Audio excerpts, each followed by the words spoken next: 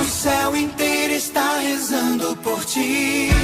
O pastor era aquele que, em primeiro lugar, era responsável pelo seu rebanho dia e noite.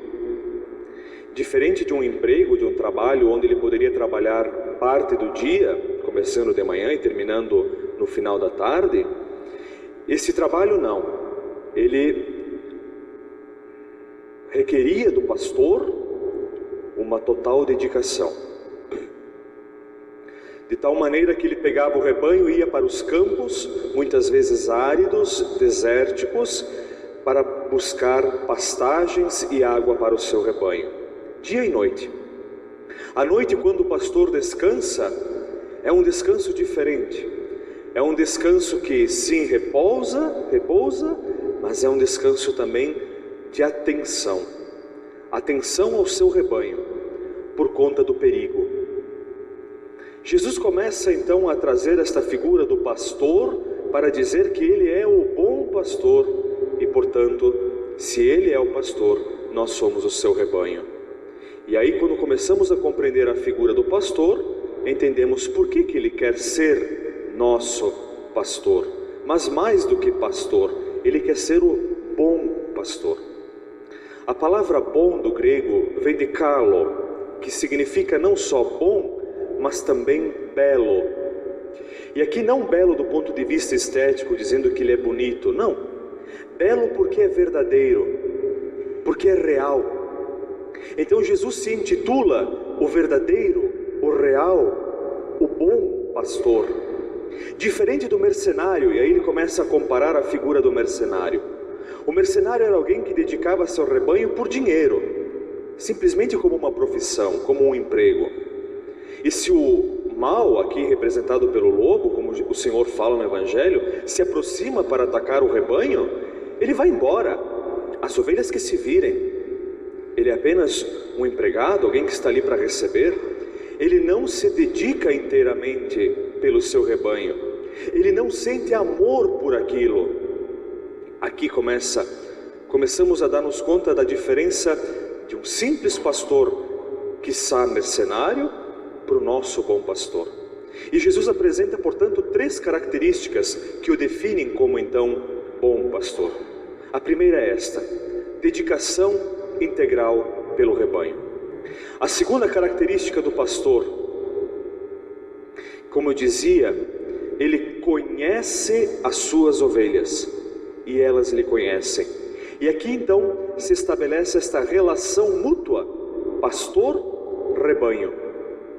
Não simplesmente o pastor conhece o seu rebanho como um grande número de ovelhas, não. Conhece a cada uma, sabe o nome, as características, o jeito de ser, o que agrada e o que desagrada, conhece o íntimo do seu rebanho. E quando nós dizemos que o pastor então se dedica, ele não só traz de volta a ovelha, mas recupera a ovelha perdida. E recuperar significa também colocá-la nos ombros. E aí nós nos damos conta quantas vezes somos carregados nos ombros pelo bom pastor. Quando a gente se sente fraco, fragilizado, e volta os ouvidos e o olhar ao bom pastor que nos chama.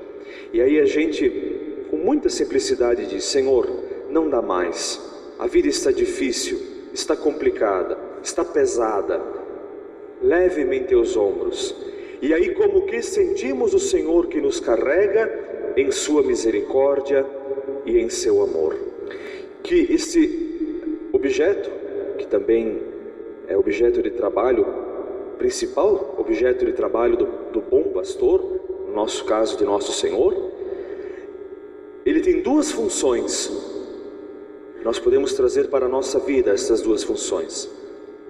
Vejam que o cajado, ele tem uma volta, ele não é reto. Exatamente porque se ele fosse tão somente reto, ele seria para a defesa. E o pastor não utiliza tão somente para a defesa, para afastar o mal, o perigo, o lobo. Mas ele tem uma volta exatamente porque ele traz para si. Ele pega a ovelha que está teimando ir para longe agarra e traz para perto de si. O cajado tem essas duas funções, e o bom pastor faz isto conosco ao longo da vida: afasta o mal e nos traz para perto. Quantas vezes nós sentimos a mão do Senhor, o seu cajado que nos traz para perto de si? No silêncio, ao bom pastor elevemos a nossa oração particular, pedindo que sempre sintamos a sua presença em nossa vida. Quando teimarmos em nos afastar, que Ele venha em nosso socorro, nos busque, coloque em seus ombros, cure nossas feridas, dores. Sintamos a presença também amorosa e misericordiosa deste bom pastor que nos ama sempre. A Ele elevemos a nossa oração. Se for preciso, nós estamos aqui.